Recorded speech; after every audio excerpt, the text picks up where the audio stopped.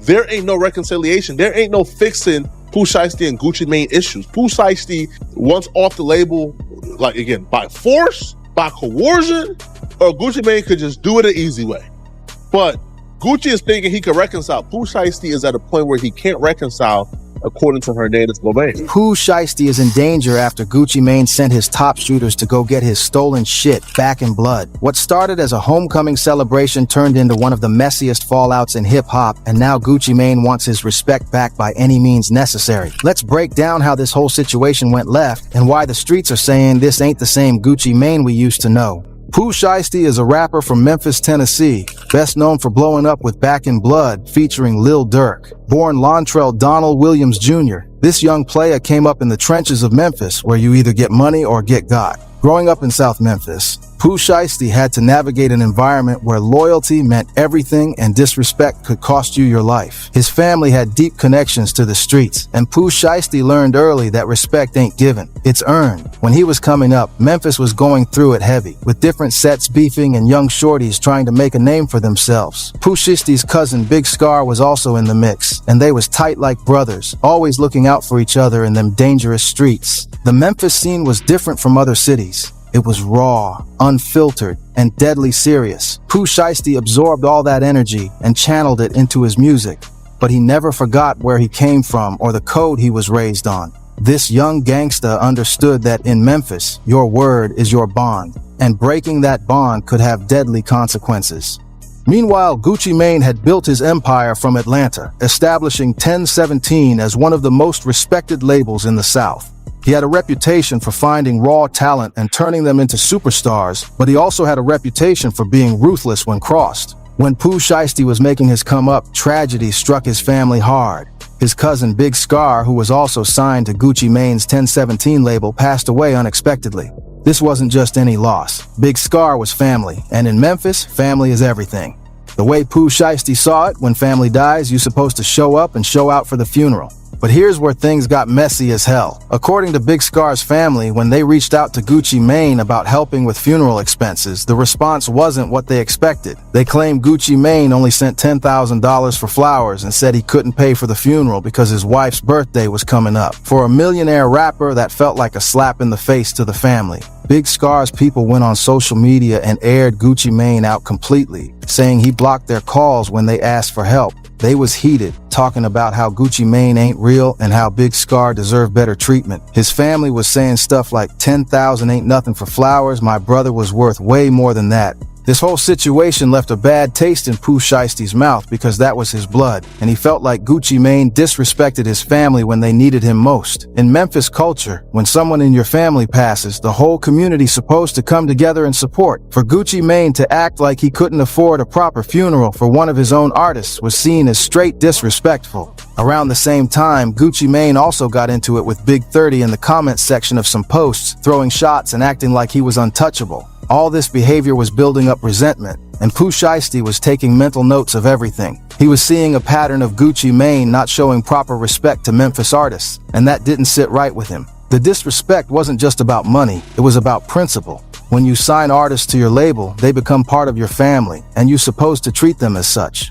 Pooh Shiesty felt like Gucci Mane was treating Memphis artists like they was expendable, and that type of energy was going to come back to bite him. Despite all the drama surrounding Big Scar's funeral, when Pooh Shiesty came home from his legal troubles, Gucci Mane was one of the first people to publicly show him love. On the surface, it looked like everything was cool between them. Gucci Mane posted about Pooh Shiesty's return, and fans thought they was about to get some fire collaborations from the 1017 camp. But behind the scenes, Pooh Shiesty wasn't rocking with Gucci Mane like he used to. The whole Big Scar situation had changed how he viewed his relationship with 1017. Pooh Shiesty had been locked up thinking about everything that went down, and he came home with a completely different mindset about the music business. See, while Pooh Shiesty was away, he had time to really think about his position in the game. He realized he was already a millionaire with his own bread, his own connections, and his own fan base that would follow him anywhere. The question became, what could Gucci Mane really do for him that he couldn't do for himself at this point? Pooh Shiesty started looking at the business side of things differently. He was thinking about taking his whole percentage instead of splitting it with a label that he felt didn't respect him or his family. He had proven he could make hits, he had the streets behind him heavy, and he didn't need nobody holding his hand no more. When Gucci Mane reached out about re-signing or working together on new projects, Pooh Shiesty wasn't immediately jumping at the opportunity like before. He was moving different, more calculated, and Gucci Mane could sense the shift in energy immediately. The streets was also talking, saying that Pooh Shiesty had outgrown 1017 and didn't need them no more. Other labels was reaching out, offering better deals and more respect. Yo Gotti's CMG was especially interested, and that made sense since they was both from Memphis and understood the culture better. Pooh Shiesty was also hearing from his people that Gucci Mane had been talking slick about Memphis artists in general, acting like they should be grateful just to be on 1017. That type of arrogance didn't sit well with someone who came from the trenches and earned everything he had.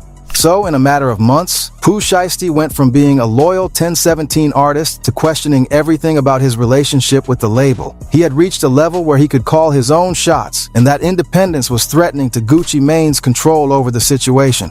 But just as Pooh Shiesty was enjoying his freedom and planning his next moves, he ended up in a heated confrontation with the man who helped put him on the map. On a day that nobody saw coming, Pooh Shiesty and Gucci Mane met up in the studio to discuss business. What was supposed to be a simple conversation about their future working relationship turned into something way more intense and personal. According to sources close to the situation, Gucci Mane was trying to convince Pooh Shiesty to stay with 1017, probably offering him better terms and more money. But Pooh Shiesty wasn't hearing it at all. He had his mind made up about going independent, and he wasn't backing down from his position no matter what Gucci Mane offered. The conversation got heated when Gucci Mane started talking about loyalty and how he had put Pooh Shiesty on in the first place. He was probably expecting Pooh Shiesty to show gratitude and fall in line like other artists had done before. But Pooh Shiesty fired back, bringing up the Big Scar situation and how Gucci Mane had disrespected his family during their time of grief. That's when things went from verbal to physical real quick. The argument escalated when Pooh Shiesty started talking about how Gucci Mane wasn't the same person he used to be,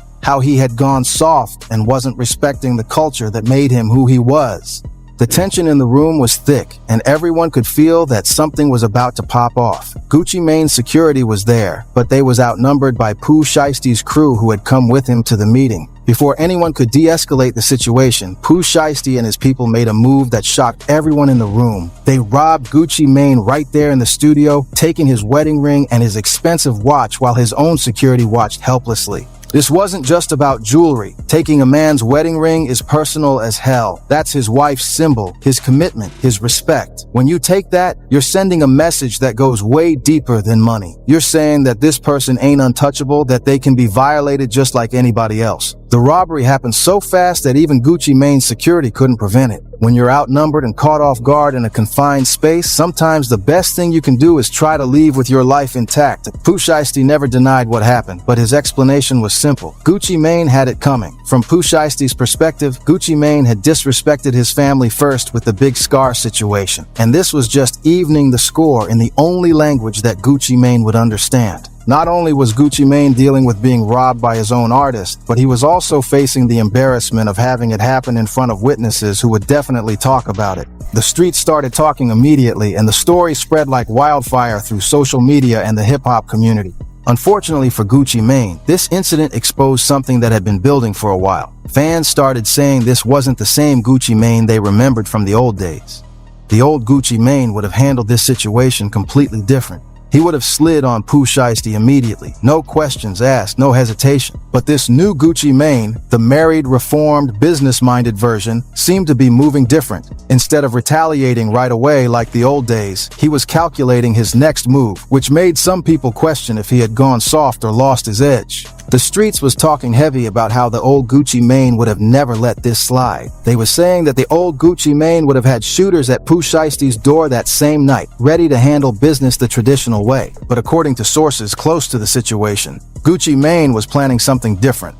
Word started spreading through social media that he had already put the word out to his top shooters to handle the situation, but he wanted it done right and clean. Just after the incident, people close to Gucci Mane's camp were saying he was more angry about the disrespect than the actual items that were taken. Having someone rob you in your own studio, in front of your own people, was the ultimate violation of respect. The wedding ring situation was especially personal because that involved his wife, and bringing family into street business was crossing a line that couldn't be uncrossed. Gucci Mane was reportedly telling people that Pooh Shiesty had made this personal and now it had to be handled as such.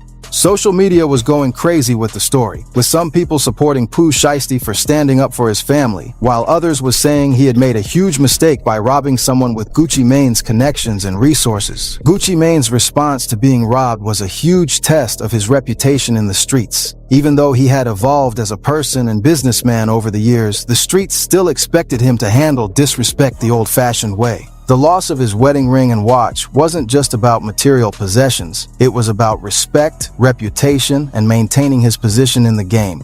If he let this slide without any consequences, it would send a message that Gucci Mane could be touched, and that's not a precedent any street legend wants to set.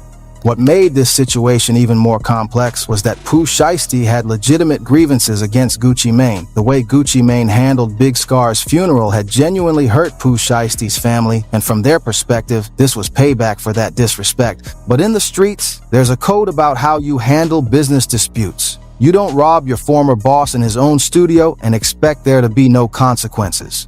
Pooh Shiesty had crossed a line that couldn't be uncrossed, and now both sides was locked into a situation that could only end badly. The real tragedy is that this whole situation could have been avoided if communication had been better from the beginning. If Gucci Mane had handled the Big Scar situation with more respect and understanding, none of this would have happened. Unfortunately, fans will probably never know exactly how this situation will be resolved. It could be handled through legal channels, street justice, or maybe even a sit-down where both sides can work things out. But one thing is certain, this beef has changed the relationship between these two Memphis legends forever. Some people in the industry was trying to mediate the situation, knowing that both artists had too much to lose by letting this escalate further. But when respect is on the line and personal family matters are involved, it's hard to find common ground. The streets are watching to see how this plays out, and whatever happens next will define how both Gucci Mane and Pooh Shiesty are remembered in hip-hop history. Will Gucci Mane prove he still has that old energy, or will he handle this through business channels? At the end of the day, both of these artists have families and legacies to protect. Hopefully, cooler heads will prevail, and this situation can be resolved without anyone getting seriously hurt.